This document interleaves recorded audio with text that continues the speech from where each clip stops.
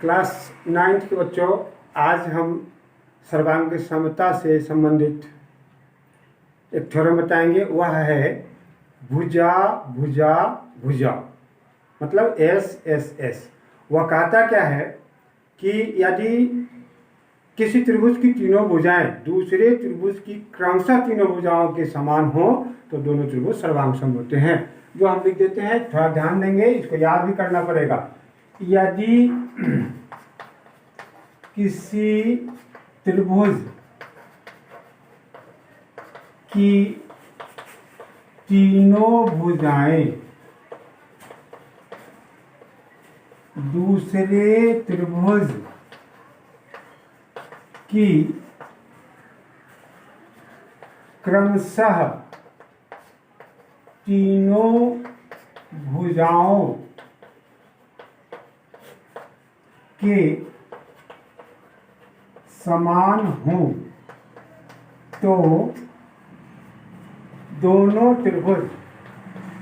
हों तो दोनों त्रिभुज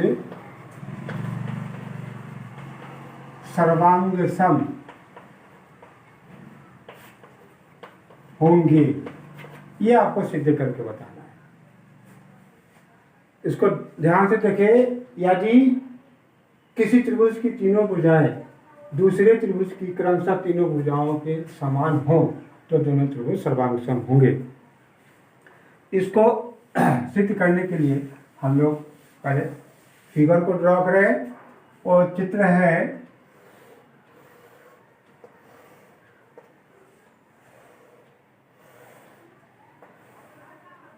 ए B C D E F, ये दोनों त्रिभुज है। किस प्रकार से है कि ए बी डी ई के बराबर, बी सी ई एफ के बराबर और ए सी डी एफ के बराबर। तो इस बात को लिख लें, दिया हुआ है कि त्रिभुज ए बी सी और त्रिभुज डी ई एफ में ए बी बराबर डी ई, बी सी बराबर ई एफ और ए सी बराबर डी एफ दिया हुआ। कहता है कि एक त्रिभुज की तीनों भुजाएं दूसरे त्रिभुज की क्रमशः तीनों भुजाओं के बराबर हो। तो यहाँ बराबर देती है, तो फिर क्या चीज सिद्ध करने के लिए कह रहा है, सिद्ध करे कि दोनों त्रिभुज सर्वांग सम है। मीन्स क्या हो गया, यहाँ पे सिद्ध करने में क्या आ जाएगा, सिद्ध करना है कि त्रिभुज ए बी सी सर्वांग सम त्रिभुज डी ई एफ। यहाँ तक तो कोई समस्या नहीं है। अब आगे इसको प्रूफ करना है, जिसमें से आप प्रूफ किस किस चीज को, ये एस ए एस अवगृहित हो गया।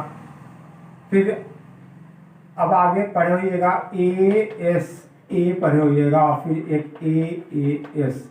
अभी तक आप इतना पढ़ चुके हैं, पीछे के वीडियो में इतना दिया जा चुका है। अब इसमें से किसी एक का उपयोग तो यहाँ पे बहुत ही आसान होगा। आपको ए बी बराबर डी ई दिया हुआ है, ए सी बराबर डी एफ दिया हुआ है। देखिए यहाँ पे ए बी बराबर डी ई और ए सी बराबर डी एफ दिया हुआ है। ये दोनों को गौर से देखेंगे। सिर्फ इसके बीच का कोण ए और कोण डी को अगर हम बराबर कर देते हैं तो ये अभिगृहित एस ए एस लागू होगा, तो दोनों त्रिभुज सर्वांग सम हो जाएंगे। अब इसको सिद्ध करने के लिए हम लोगों को कुछ रचना बनावट देना पड़ेगा। अब इस जगह ई बिंदु से ई जी रेखा, ये देखिए ये कंडीशन है, ऐसे नहीं खींच सकते हैं। ई जी रेखा इस प्रकार खींचा कि ए बी बराबर ई जी, यह भुजा और ये भुजा का माप बराबर होना चाहिए। और यहाँ ध्यान दें, कोण ए बी सी बराबर कोण एफ ई जी, ये कोण और यह कोण बी कोण ई के बराबर होना चाहिए। और फिर क्या हम इस जगह लिखेंगे, ये एफ है, जी एफ को मिलाया, जी एफ और डी जी को मिलाया। ये बात आपको करना पड़ेगा, बनावट देना पड़ेगा। तो यहाँ लिखेंगे बनावट बनावट बिंदु ई से ईजी रेखा इस प्रकार खींचा कि ईजी बराबर ए बी, ध्यान देना होगा। और कोण एफ ई जी, ध्यान दे, एफ ई जी, कोण एफ ई जी बराबर कोण सी, ऐसा करें ए बी सी, कोण ए बी सी। फिर और क्या किए हैं, जी एफ और डी जी को मिलाया, जी एफ और डी जी को मिलाया। अब प्रमाणित करना है। उद्देश्य हमारा क्या है, हर हमेशा ध्यान देंगे कोण ए बराबर कोण डी हमको लाना है। तो इसका हम नंबर यहाँ दे देते हैं, बाद में जरूरत पड़ेगा। इसको 1 मान ले, ये 2 मान ले, ये 3 मान ले और यहाँ पे 4 मान ले, नंबरिंग दे देंगे तो ठीक रहेगा। अब चलो, सबसे पहला काम इसको प्रमाणित करने के लिए किसी भी चीज़ को करने के लिए कहीं कहीं बात को याद रखना पड़ेगा। हम इसका स्टार्टिंग किस प्रकार से करें जो हम अपने लक्ष्य पे पहुंचे, ये बात स्टार्टिंग जो है जो हमेशा याद रखेंगे। किस प्रकार, थोड़ा सा ध्यान देकर उस पर रुक के उस बात को याद रखेंगे। तो सबसे पहले त्रिभुज ए बी सी और त्रिभुज ई जी एफ को सर्वांग सम करें। तो इसके लिए कैसे हम लोग सर्वांग सम करेंगे तो देखेंगे, त्रिभुज ए बी सी और त्रिभुज जी ई एफ में ध्यान से देखें क्या क्या चीज है, उनको देखें। एस ए एस लागू होना चाहिए। ए बी बराबर ई जी, ए बी बराबर ई जी, ये कहाँ से आ गया, ध्यान दो, बनावट से। ये काम हम लोग खुद बनाए हैं, इस बात को भूलेंगे नहीं, अब आपका बनाया हुआ। फिर कौन ए बी सी किसके बराबर है, जी ई एफ के बराबर भी आप ही बनाए हैं। कौन, जी ई एफ, ये भी आ गया बनावट से। और फिर एक और गुण चाहिए, वो क्या है, बी सी बराबर ई एफ, वो दिया हुआ से आ जाएगा, बी सी बराबर ई एफ, ये आ गया दिया हुआ है। दिया हुआ था तीनों भुजा उसके तीनों भुजा के बराबर है। त्रिभुज ए बी सी के तीनों भुजा उसके तीनों भुजा के क्रमशः बराबर है, जिसमें यह भी है बी सी बराबर ई एफ। अब इस जगह कौन सा नियम लागू हुआ, तो ये हो गया एस ए एस, लिखेंगे एस ए एस प्रमेय से। यहाँ सर्वांग समता लिख दें, सर्वांग समता से त्रिभुज ए बी सी सर्वांग सम त्रिभुज जी ई एफ। अब दोनों त्रिभुज सर्वांगसम हो गया तो सीपीसीटी से क्या होगा, इसके संगत भाग इक्वल होंगे। तो हम लोगों को क्या हो गया, ध्यान से देखिए, कोण ए बराबर कोण जी, ये पूरा जी, कोण ए बराबर कोण जी, ये काफी इंपॉर्टेंट है। इसका हम लोग नंबर दे देंगे, ये इक्वेशन 1 हो जाएगा। ये कहाँ से आएगा, तो सीपीसीटी से, ये सीपीसीटी से आएगा। और आगे बढ़ेंगे तो उसमें क्या आ जाएगा, अब भुजा को बराबर करें तो ए सी बराबर जी एफ, ए सी बराबर जी एफ, ए सी बराबर जी एफ। अब ध्यान से देखिए, ए सी बराबर जी एफ, लेकिन दिया हुआ में क्या है, ए सी बराबर जी एफ। लेकिन यहाँ लिखेंगे, लेकिन ए सी बराबर डी एफ, ये कहाँ से आ गया, दिया, ये तो आ गया CP/CT, CP/CT से। ये कहाँ से आ गया? तो दिया हुआ है, ये दिया हुआ से आ गया। अब इस दोनों को आप मिलाएं तो क्या चीज हो गया? AC बराबर AC, इसका मतलब ये दोनों भुजा बराबर हो जाएगा। इसलिए GF बराबर DF, ये भुजा और इस भुजा को बराबर हो गया। तो जिस GF बराबर DF, ये जिस त्रिभुज की भुजाएं हैं उसको हम लोग अब उस त्रिभुज में ध्यान से देखें। तो यहां हम लोग लिखेंगे त्रिभुज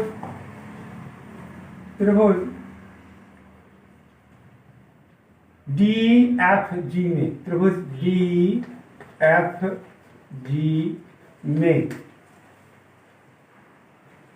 GF बराबर DF, GF बराबर DF। तो किसी भी त्रिभुज में समान भुजा के सामने का कोण भी समान होता है। तो यहाँ लिखेंगे इसलिए कोण 2 बराबर कोण 3। ये कहा, इसका भी एक नंबर दे दे, समीकरण 1 दे दिए हुए, इसका समीकरण हो जाएगा कोण 2। इसके क्यों हुआ इसको इस जगह डिटेल करना पड़ेगा, क्योंकि किसी त्रिभुज में समान भुजा के सामने का कोण समान होता है। ये बात, इसी से ये कोण 2 कोण 3 के बराबर आया। अब फिर आगे विचार करें, पुनः ध्यान देंगे इस बात को। पुनः AB बराबर EG, बनावट से AB बराबर GE, ये कहाँ से आ गया? बनावट से। लेकिन यहाँ पे फिर क्या आ रहा है? लेकिन AB बराबर DE, ये दिया हुआ है। इसलिए अब इस दोनों को आप मिलाएंगे, देखिए तो क्या चीज आ गया? DE बराबर GE। क्या चीज आ गया? DE बराबर GE।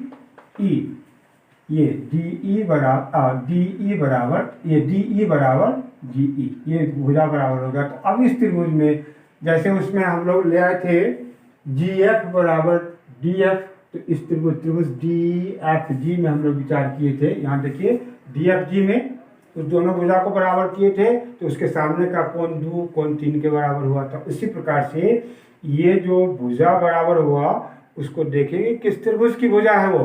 तो त्रिभुज DEG में DE बराबर GE, तो फिर इसके सामने का कौन सा कोण दिखाई दे रहा है? 1 और 4 बराबर हो जाएगा। कोण 1 बराबर कोण 4, इसका नंबर दे देंगे 3। इक्वेशन नंबर ये क्या होगा? 3। अब कोण समीकरण 2 और समीकरण 3 को हम लोग जोड़ेंगे। तो क्या होगा? समीकरण कितना है? 2 प्लस समीकरण 3 आपके पास क्या आ जाएगा? ध्यान से देखें तो ये 2 1 के साथ जुटेगा और 2 1 के साथ जुटेगा और 3 किसके साथ जुटेगा? 4 के साथ। कोण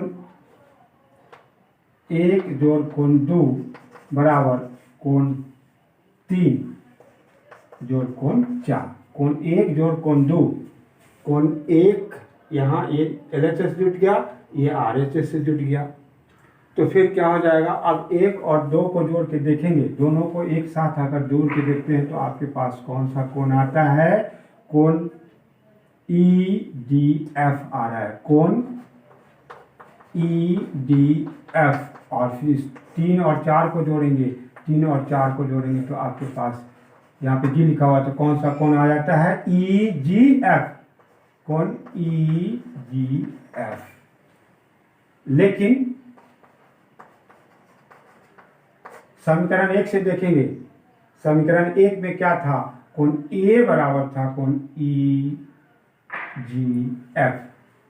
वहां पे लिखा हुआ है, कोण ए को गौर से देखें, कोण ए बराबर कोण ई जी एफ।